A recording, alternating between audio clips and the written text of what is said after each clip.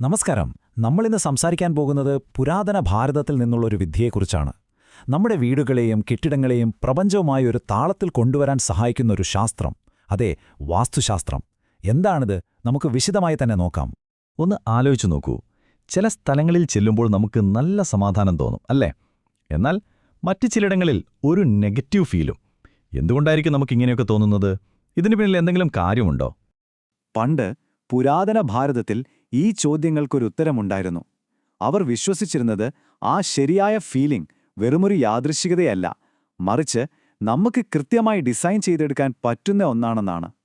അതിനവരൊരു പേരും കൊടുത്തു: വാസ്തുശാസ്ത്രം. അപ്പോൾ എന്താണ് ഈ വാസ്തുശാസ്ത്രം? വളരെ ലളിതമായി പറഞ്ഞാൽ ഇത് പുരാതന ഭാരതത്തിലെ ഒരു ആർക്കിടെക്ചർ സയൻസാണ്. നമ്മൾ ഉണ്ടാക്കുന്ന കെട്ടിടങ്ങളെ പ്രപഞ്ചത്തിന്റെ ഒരു എനർജി ഫ്ലോയുമായി കണക്ട് ചെയ്യാനും ആ സ്ഥലത്തെ പോസിറ്റീവ് എനർജി കൂട്ടാനുമാണ് ഇത് ശ്രമിക്കുന്നത്. ഓക്കെ, അപ്പോൾ ഈ വിഷയം നമുക്കൊന്ന് ആഴത്തിൽ മനസ്സിലാക്കാൻ നമ്മളൊരു 5 കാര്യങ്ങളിലൂടെയാണ് കടന്നുപോകാൻ പോകുന്നത്. ആദ്യം ഇതിൻ്റെ ഒരു ഫിലോസഫി, അതായത് പ്രപഞ്ചത്തെക്കുറിച്ചുള്ള കാഴ്ചപ്പാട് എന്താണെന്ന് നോക്കും. പിന്നെ ഈ ഐഡിയകളൊക്കെ എങ്ങനെയാണ് ബിൽഡിംഗ് ഡിസൈനിലേക്ക് വരുന്നത് എന്ന് കാണും. അതിനുശേഷം വാസ്തുവിനെ ഫെങ് ഷുയുമായിട്ടൊന്ന് താരതമ്യം ചെയ്യും. പിന്നെ ഒരു യഥാർത്ഥ ദുരന്തത്തെക്കുറിച്ചുള്ള പഠനം നമ്മൾ പരിശോധിക്കും.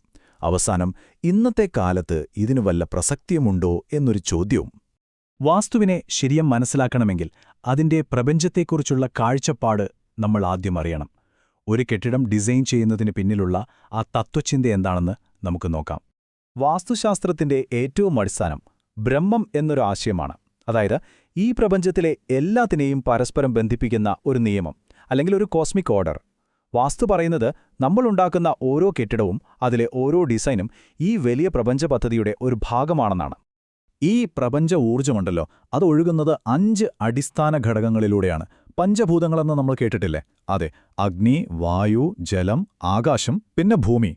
പ്രപഞ്ചത്തിലുള്ളതെല്ലാം ഈ 5 എലമെന്റ്സ് കൊണ്ടാണത്രേ ഉണ്ടാക്കിയിരിക്കുന്നത്. ഇതിന്റെ പിന്നിലുള്ള മറ്റൊരു പ്രധാന ഐഡിയയാണ് ശിവവും ശക്തിയും. ശിവം എന്ന് പറഞ്ഞാൽ ഒരു നിശ്ചലമായ അവസ്ഥയാണ്, പുരുഷതത്വം. ശക്തിയാവട്ടെ അതിൽ നിന്നുണ്ടാകുന്ന ക്രിയേറ്റീവായ ചലിക്കുന്ന എനർജിയാണ്, സ്ത്രീ ഊർജം.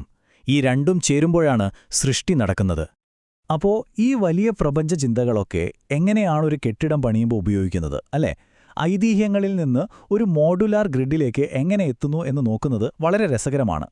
ഇവിടെയാണ് കഥയിലേക്ക് വാസ്തുപുരുഷൻ വരുന്നത്. ഒരു കെട്ടിടം ഡിസൈൻ ചെയ്യുമ്പോൾ ആ പ്ലോട്ടിൽ വാസ്തുപുരുഷൻ എന്നൊരു കോസ്മിക് ജീവനെ സങ്കല്പിക്കുകയാണ് ചെയ്യുന്നത്. ഈ ദൈവീക രൂപമാണ് ആ കെട്ടിടത്തിന്റെയെല്ലാം അടിസ്ഥാനം. ഏറ്റവും രസകരമായ കാര്യം എന്താണെന്ന് വെച്ചാൽ, ഈ വാസ്തുപുരുഷന്റെ ശരീരമാണ് പദവിന്യാസം എന്നു പറയുന്ന ഒരു ഗ്രിഡിന്റെ ബേസ്. ആ ഗ്രിഡ് വെച്ചിട്ടാണ് ഓരോ റൂമിന്റെയും സ്ഥാനം എവിടെയായിരിക്കണം, അതിന്റെ ഉപയോഗം എന്തായിരിക്കണമെന്നൊക്കെ തീരുമാനിക്കുന്നത്. ഇവിടെയാണ് ആ ഐതിഹ്യവും പ്രാക്ടിക്കാലിറ്റിയും ഒന്നിക്കുന്നത്. ഈ ഗ്രിഡിനെ പല സോണുകളായി തിരിച്ചിട്ടുണ്ട്. ഏറ്റവും നടുവിലുള്ള ഭാഗം, അതാണ് ബ്രഹ്മസ്ഥാനം, ഏറ്റവും കൂടുതൽ എനർജിയുള്ള സ്ഥലം. പുറത്തേക്കുള്ള വലയങ്ങൾ ഉറങ്ങാനും ഭക്ഷണം പാകം ചെയ്യാനും സാധനങ്ങൾ സൂക്ഷിക്കാനുമൊക്കെയുള്ള ഇടങ്ങളായി മാറുന്നു. വാസ്തുശാസ്ത്രം മാത്രമല്ല കേട്ടോ ഇതുപോലത്തെ ഒരേയൊരു സിസ്റ്റം. നമുക്കിതിനെ കൂടുതൽ പേർക്ക് അറിയാവുന്ന ചൈനീസ് രീതിയായ ഫെങ് ഷൂയുമായിട്ടൊന്ന് താരതമ്യം ചെയ്ത് നോക്കിയാലോ? ഇവിടെ പ്രധാന വ്യത്യാസം ഇതാണ്: വാസ്തുവിൽ വടക്കും കിഴക്കുമാണ് ഏറ്റവും നല്ല ദിശകൾ. എന്നാൽ ഫെങ്ഷുയിലോ അത് തെക്കും തെക്ക് കിഴക്കുമാണ്. ഓരോ നാടിന്റെയും കാലാവസ്ഥ ഈ സിസ്റ്റങ്ങളെ എങ്ങനെ സ്വാധീനിച്ചുവെന്ന് ഇതിൽ നിന്ന് വ്യക്തമാണ്. ഇന്ത്യയിൽ കിഴക്ക് നിന്നുള്ള രാവിലത്തെ സൂര്യരശ്മിക്ക് പ്രാധാന്യം കൊടുത്തപ്പോൾ ചൈനയിൽ വടക്ക് നിന്നുള്ള തണുത്ത കാറ്റിൽ നിന്ന് രക്ഷ നേടാനാണ് അവർ ശ്രമിച്ചത്. ഓക്കെ, ഇനി നമുക്ക് കുറച്ചുകൂടി ഗൗരവമുള്ള ഒരു വിഷയത്തിലേക്ക് വരാം, ഒരു യഥാർത്ഥ സംഭവത്തിലേക്ക്. ഈ തത്വങ്ങൾ അവഗണിച്ചാൽ എന്ത് സംഭവിക്കാമെന്നതിനെക്കുറിച്ച് നമ്മുടെ സ്രോതസ്സായ പഠന റിപ്പോർട്ട് എന്താണ് പറയുന്നതെന്ന് നോക്കാം. നമ്മൾ ഈ വിശകലനത്തിന് ആധാരമാക്കുന്ന പഠന റിപ്പോർട്ടിലെ അതിൽ വളരെ ഞെട്ടിക്കുന്നൊരു കാര്യമുണ്ട്. വാസ്തുതത്വങ്ങൾ അവഗണിക്കുന്നത് എത്ര വലിയ വിപത്തുകൾക്ക് കാരണമാകുമെന്ന് അവരൊരു കേസ് സ്റ്റഡിയിലൂടെ പറയുന്നുണ്ട്. അവർ ഉദാഹരണമായി കാണിക്കുന്നത് മറ്റൊരിടവുമല്ല, 1983 വാതക ദുരന്തം നടന്ന ഭോപ്പാലിലെ യൂണിയൻ കാർബൈഡ് ഫാക്ടറിയാണ്. ഈ പഠനം പറയുന്നത് ആ ഫാക്ടറിയുടെ ഡിസൈനിൽ ഒരുപാട് വാസ്തുപിഴവുകൾ ഉണ്ടായിരുന്നു എന്നാണ്. ഉദാഹരണത്തിന്, ആ പ്ലോട്ടിനൊരു കൃത്യമായ ഷേപ്പില്ലായിരുന്നു. പിന്നെ ഏറ്റവും ഭീകരമായ കാര്യം, ആ വിഷവാതക ടാങ്കുകൾ വെച്ചിരുന്നത് ബിൽഡിങ്ങിൻ്റെ ഹൃദയഭാഗത്ത്, അതായത് ബ്രഹ്മസ്ഥാനത്തായിരുന്നു. അതുപോലെ വെള്ളത്തിൻ്റെ സ്രോതസ്സ് തെക്കുപടിഞ്ഞാറ് ഭാഗത്തായിരുന്നു. ഇതെല്ലാം വാസ്തുപ്രകാരം വലിയ തെറ്റുകളായാണ് ആ പഠനം വിലയിരുത്തുന്നത്. അപ്പോൾ ഇത്രയും വലിയൊരു ഉദാഹരണമൊക്കെ കണ്ടു കഴിയുമ്പോൾ സ്വാഭാവികമായ ഒരു ചോദ്യം വരും, അല്ലേ? ഇന്ന് ഈ വാസ്തുവിന് ശരിക്കും എന്ത് പ്രസക്തിയാണുള്ളത്? ഇതൊരു പുരാതന അറിവാണോ അതോ കാലഹരണപ്പെട്ട ഒന്നാണോ? ഇവിടെയാണ് ഒരു തർക്കം വരുന്നത്.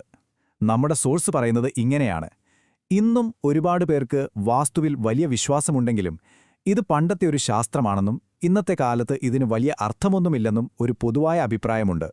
വലിയ വലിയ കെട്ടിടങ്ങളും സ്മാർട്ട് ഹോമുകളുമൊക്കെയുള്ള ഈ ലോകത്ത് പ്രപഞ്ചത്തിന്റെ ഒരു ബ്ലൂ പ്രിന്റിന് ഇപ്പോഴും സ്ഥാനമുണ്ടോ? ഈ ഒരു ചോദ്യം നിങ്ങൾക്ക് മുന്നിൽ വെച്ചുകൊണ്ട് നമ്മളിന്നത്തെ ഈ വിശകലനം അവസാനിപ്പിക്കുകയാണ്. നിങ്ങളുടെ അഭിപ്രായം എന്തുതന്നെയായാലും ഈ വിഷയം നമുക്ക് ചിന്തിക്കാൻ ഒരുപാട് കാര്യങ്ങൾ തരുന്നുണ്ട്.